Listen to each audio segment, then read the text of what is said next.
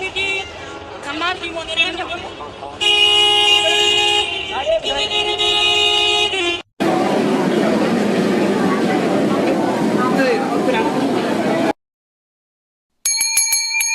মাম্মা, পয়সা দেবে মা?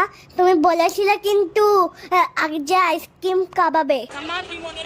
এনে ধর, আর চাইবি না কিন্তু। কি মজা, আইসক্রিম খাবো।